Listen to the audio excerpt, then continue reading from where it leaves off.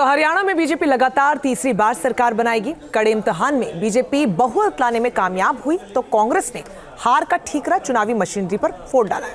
कांग्रेस के दिग्गज नेता भूपेंद्र सिंह हुड्डा ने इसे तंत्र की जीत कहा। उधर बीजेपी पलटवार कर रही है, कांग्रेस पर जनादेश के अपमान का आरोप लगा रही है। और इन सब के बीच उन फैक्टर्स को भी समझना बेहद जरूरी हो जाता है कि बीजेपी आखिर कैसे इतना बड़ा उलटफेर करने में कामयाब रही। इस रिपोर्ट में समझिए।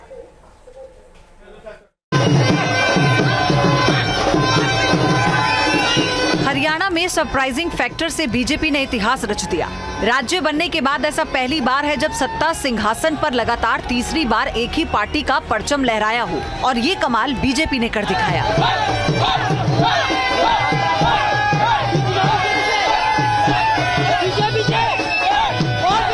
जो अग्नि परीक्षा बीजेपी के लिए सबसे बड़ी मानी जा रही थी, तमाम सर्वे कांग्रेस के कमबैक की मुनादी कर रहे थे, उसमें बीजेपी ने कैसे कांग्रेस के हाथ से बाजी छीनी, तो इसका जवाब है जातियों को साधने का गणित और फैक्टर की केमिस्ट्री। बीजेपी 4 अहम फैक्टर्स पर सबसे ज्यादा फोकस है और कांग्रेस को उसी की पिच पर घेर लिया। नॉन जाट फॉर्मूले पर फोकस रखना, हुड्डा शैलजा में अनबन को मुद्दा बनाना, हुड्डा राज के दौरान पर्ची खर्ची वाले मुद्दे को हवा देना, अग्निवीरों को पेंशन वाली नौकरी का वादा, लड़ाई को बीजेपी बनाम कांग्रेस बनाना, ये अपनापन, ये कोर मुद्दे ऐसे रहे जिसके सहारे बीजेपी ने बड़ा गोल सेट किया। हरियाणा का ये प्यार तो मेरी जिंदगी की बहुत बड़ी अमानत है। कांग्रेस को हमेशा निशाने पर रखा और उसकी दुखती रग को दबाए रखा। इन अभियानों का असर वोटों की गोलाबंदी में भी दिखा। मैं बड़े गर्व के साथ कहता हूं, मैं जो कुछ भी हूं उसमें हरियाणा का भी बहुत बड़ा योगदान है।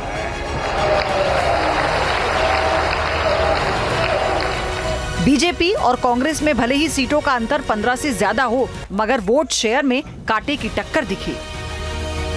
हरियाणा चुनाव में बीजेपी को 39.82% और कांग्रेस को 39.65% वोट मिले।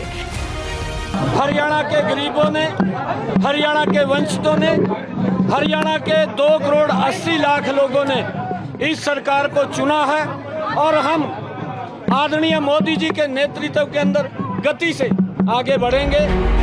जाटलैंड में कांग्रेस और बीजेपी की टक्कर वाली 11 सीटों में बीजेपी ने बड़ी सेंध लगाई। कांग्रेस को वोट तो मिले, मगर वो जीत में तब्दील नहीं हो पाए, बल्कि बीजेपी ने अच्छा स्विंग किया और जीत दर्ज की। लोकतंत्र है ये, और तंत्र एक अलग चीज होती है। तंत्र का कितना रोल है इसकी जांच करेंगे हम, क्योंकि बहुत सारी सीटें थोड़ी थोड़ी वोटों से आ रहे हैं, हम थोड़ी थोड़ी वोटों से आ रहे हैं और कई जगह से शिकायतें भी मिली हैं। 35% ओबीसी कार्ड पर निशाना। हरियाणा में जाट सबसे बड़ा वोट बैंक माना जाता है, जिसके वोट बैंक की तादाद करीब 28% है। लेकिन बीजेपी ने 2014 से ही परंपरागत राजनीति से इतर नॉन जाट फॉर्मूले पर फोकस कर दिया। इस बार नायब सिंह सैनी को उतारकर ओबीसी कार्ड खेला। राज्य में ओबीसी जातियों का वोट बैंक करीब 35% है।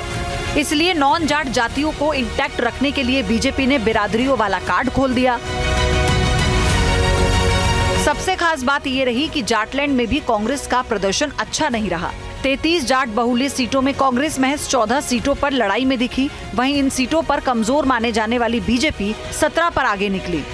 बीजेपी ने जाटलैंड के लिए एक खास रणनीति बनाई थी। अमेरिका से लौटने के बाद पीएम मोदी जब हरियाणा मिशन पर पहुंचे थे, तब उन्होंने सोनीपत के गोहाना से रैली का आगाज किया। उस रैली में पीएम मोदी ने सोनीपत, पानीपत समेत 5 जिलों की सीटों को कवर किया था। आज हमारा ये हरियाणा गुरुग्राम, फरीदाबाद से लेकर सोनीपत, पानीपत तक दुनिया की बड़ी बड़ी कंपनियों का सेंटर बन रहा है। शैलजा की नाराजगी कांग्रेस पर भारी। जो हरियाणा में मतलब घूम रहे हैं बब्बर शेर, कभी कभी हमारे शेर थोड़ा थोड़ा लड़ जाते हैं एक दूसरे से। फिर मेरा काम शेरों को एक साथ खड़े करने का है। हरियाणा चुनाव के दौरान राहुल गांधी ने ये बातें तब कही थी जब कुमारी शैलजा हुड्डा समर्थक नेता के बयान से इस कदर नाराज थी कि प्रचार के लिए नहीं निकली। हरियाणा में जाट वोट बैंक के बाद सबसे ज्यादा वोट दलित समाज के हैं। कुमारी शैलजा दलित चेहरा हैं। सिरसा अंबाला जैसे क्षेत्रों में उनकी अच्छी पकड़ है। लोकसभा चुनाव में रिकॉर्ड मार्जिन से जीतने के बाद शैलजा समर्थकों में उम्मीद थी कि उन्हें बड़ा रोल मिलेगा, लेकिन हुड्डा कैंप को हाईकमान ने ज्यादा वेटेज दिया और शैलजा कैंप के 9 नेताओं को टिकट मिला, जिसमें सिर्फ 4 उम्मीदवार ही जीत पाए। उनके बेल्ट में बीजेपी ने अच्छी फील्डिंग जमाई थी। शैलजा के अपमान को बीजेपी ने सीधे सीधे दलित अस्मिता से जोड़ दिया था। कांग्रेस दलित विरोधी है। कांग्रेस दलितों का सम्मान नहीं करती।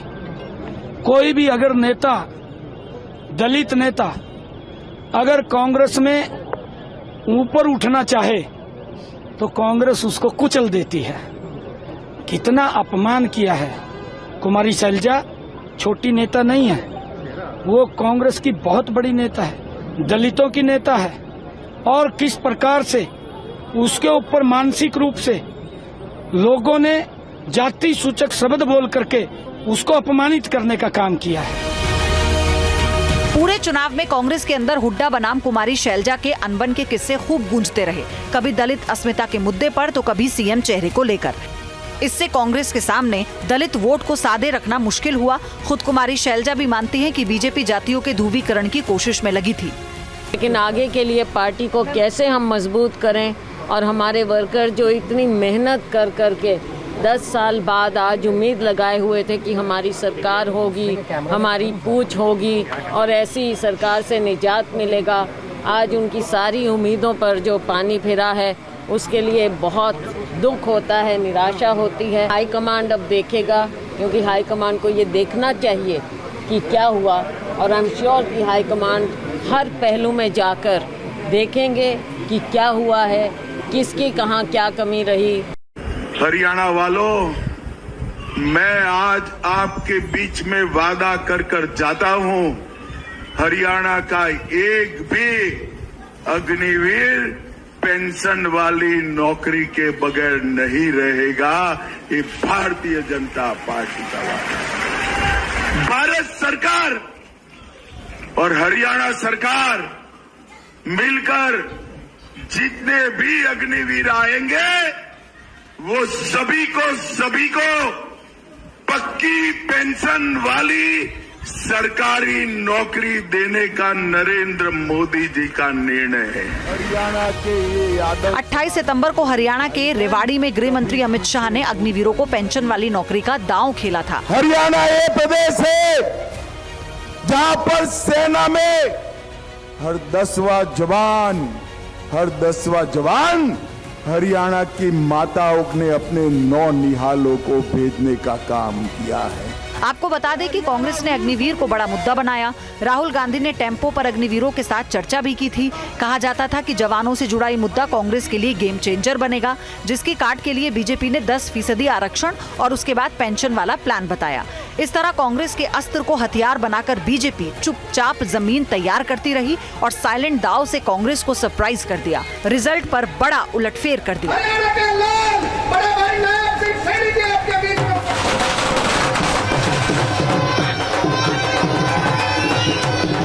Team news nation.